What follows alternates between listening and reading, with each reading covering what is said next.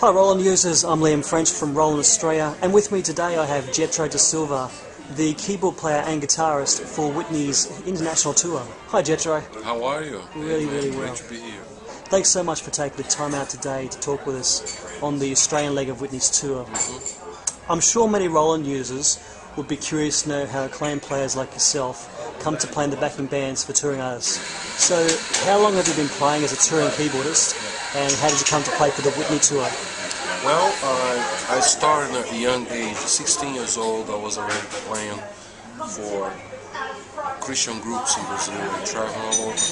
And then when I moved to America, while as a student at Berkeley, I was already playing a lot of local gigs, and that's when I was hired to play for Brian McKnight and then Walter Beasley. So that was one point I was kind of a bad boy on the road and going to school at the same time. When I moved to Los Angeles, that's when I met Ricky Minor, who's now the #1 musical director in the USA. And they heard of me, and I started playing for a lot of people. Then one day I called Ricky Minor and said, "Hey Rick, I would like to submit this track to Algerol, because Algerol was recording an album."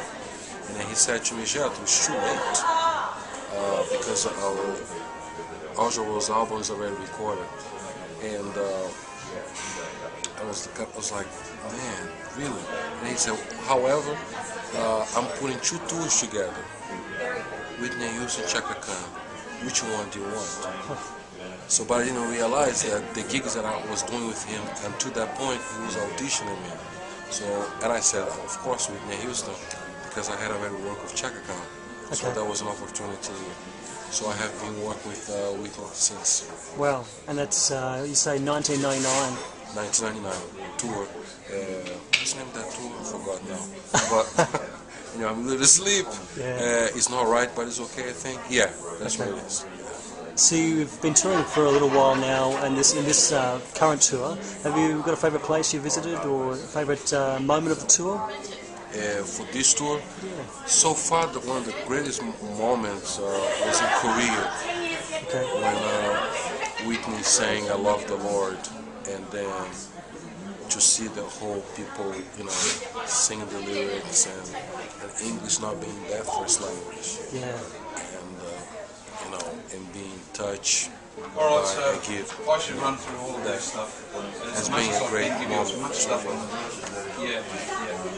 So moving on from Korea, you must have a favourite song you play in a show? My favourite song in a show, there's so many, because I love everything about Whitney. My favourite song in the show is probably "The Greatest of All." That's the song that takes me back to my childhood, actually one of my teenage days, when I first heard her perform that was on TV when she was performing in England. When Mandela was still in prison. Oh wow. And then she performed that, and I was like, wow. And I told my mom, one day I'm going to play for this woman, and everybody in the house laughed at me. Who's laughing now? Yeah. Yeah, it's funny, and that's why this song is very special to me. I understand. Okay. So you're using quite a bit of Roland gear on stage. Do you want to talk us through that and just tell us what parts you're playing within the songs? Yes. The gear, I use the Phantom, the RD 700GX. I do that. That's my front gear. On my right side, I have V-Sync, and then the new VP77 is the organ. And basically, there are many parts I play. There are some songs I do play the Rhodes, some songs I play piano, some songs I play like pads and a lot of strings. And my role is to complement the Whitney in many ways, especially when there are moments when between songs she maybe fixing the makeup or whatever, and there are some atmosphere that we create with that. And the Roland sounds, they fit perfectly. because I was first introduced to Roland keyboards back in the 80s with the D50, and one of the sounds I never forgot is the fantasy. We talked about that before, and the other sounds. So the Roland sounds, they come perfectly for a hair gig, and now that we actually doing songs like How Do I Know and all the old songs, but we're doing actually now in an older version. So be able to go back to those sounds, the old brass sounds, they're all that. A lot of those sounds are actually recorded by Roland keyboard. Yeah. So it's very coincidental that we're doing that. I hope I'm answering your question. No, that's right. You've raised an interesting point with Whitney's huge collection of catalogue. That's right. And her, of course, her new style that she's developed. You're using new arrangements or using new sounds? You're pretty much, by the sounds of it, We're doing both. We're using the sounds from the new albums, you know, which like I Look to You, for example. Shadrick Mitchell plays the piano.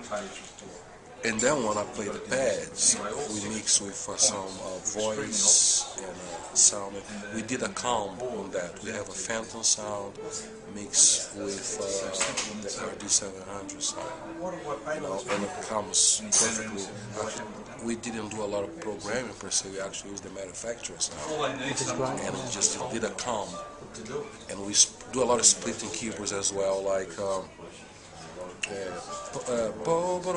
How Do I Know, for example, and where in the verses I have a few of the voice and sounds here, and I have strings on my phantom, and I have horns on one side, and you know, and a lot of bells on the right. Yeah. So Nice. So you personally own quite a fair bit of Roland gear back home, which is, of course, Boston.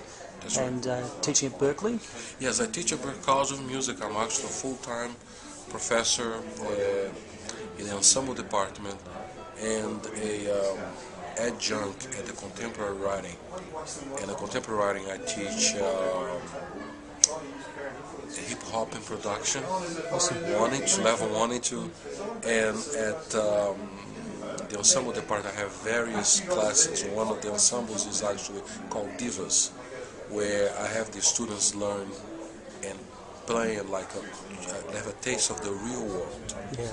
And where they have to learn 10 tunes by ear per week, and the Divas actually I make them learn things by Perla Bell, Gladys Knight, Whitney Houston, the artists that I work with, that I did have the chance to work with. That's fantastic. So just a little bit about you personally. We've discussed this now. What were your musical influences growing up, and what are you currently listening to on your iPod? Okay, first of all, growing up in the church, my original influences was actually On the Crouch, a lot of that, a lot of American gospel music, even though I was in Brazil. Which, of course, he was at the Roland booth, just this man going past. That's very funny, because On the Crouch was the reason why I moved to Los Angeles. Okay.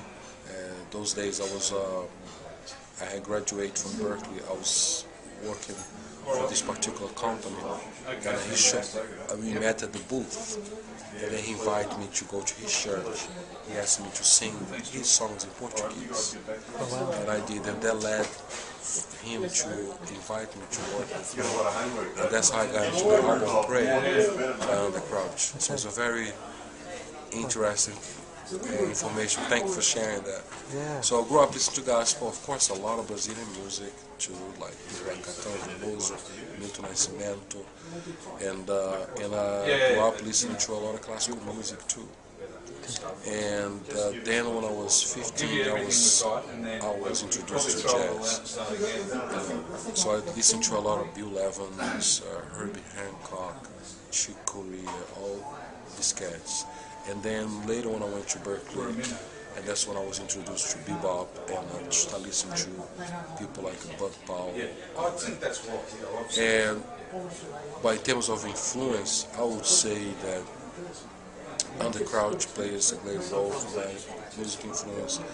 Herbie Hancock, definitely. I still use a lot of flat 7 sus as the end of my tones, which that's his thing. and I love scriabing as a classical musician. So sometimes when I have solo piano progressions, there's a lot of you can hear a lot of Herbie-ish there. Fantastic. And listening on your iPod at the moment? What are you listening to on your iPod at the moment? It's fun you saying that. I was listening to Bernard Wright. I don't know if you're familiar with. He's a great keyboard player. Back in the 70s, he was a prodigy. He's a prodigy. Bernard Wright and Donald Blackman. Okay. I was listening to that. And Marvin Gaye singing standards. And Michael Jackson. Listening to a lot of Michael Jackson. So before the show, actually, I put that in my iPod. I decided to, before each show now, we're going to be listening. We listened to that last night. And especially Marvin Gaye singing standards because of his way of singing long notes and all that. I still believe what Miles teaching, Miles' philosophy, I should say, where we are to imitate the singers and play the melody, interpret that. So at least I still listen to a lot of singers. Of course, Chaka Khan, I still listen to her. And I do listen to a lot of Whitney Houston. I'm a fan too. So, if you were to give up-and-coming musicians one piece of advice, what would that be? Leave your ego at home. Learn how to work with other people. Learn how to compromise. Listen to your colleagues, not just when they say a word, but musically. Play the gig. If the gig requires you to be a great reader, continue to work on your reading. If the gig requires you to be more flexible and changes are taking place, do that. And don't audition after you get the gig. What do I mean about that? A lot of musicians, they overplay after they get the gig. Your audition happens one time. After you get the gig, play the gig. And I know you asked me for one, but I gotta say more. I would say, based on the experience we're going through right now, connect with the artist, not just musically, but emotionally and spiritually. And listen. Listen to the way the singer or the musician breathes. The way they breathe speaks a lot about the musicality. The secret is on the breathing. Thank you for sharing so much information and so much of you today. If people would like to, our users in Australia would like to find out a little bit more about you, you've got a website. I got a website, because I've been putting my time so much in these gig, there's some things of my personal life in terms of music is on hold. However, I have work published work. And you can find in GoCDBaby.com. I have 2 CDs there. One is actually my favorite hymns, which I record. It has a straight ahead twist, and the other one, both are recorded live. It was like one of those situations where the other one is called Jetro Live too, and but one is Jetro and Friends Live. The other one is Jetro Live. And both of them was a situation when I was doing a concert and then we recorded. We just wanted to capture the moment, which was very special. So far, people have said great things about it. Fantastic. Well, Jetro, it's a great pleasure to meet you today. Thanks so much for taking the time out to speak with us and our users, and look forward to meeting with you again soon, and good luck for the rest of the tour. Definitely. Thanks for having me here. Thanks, Jetro. Thank you. Cheers.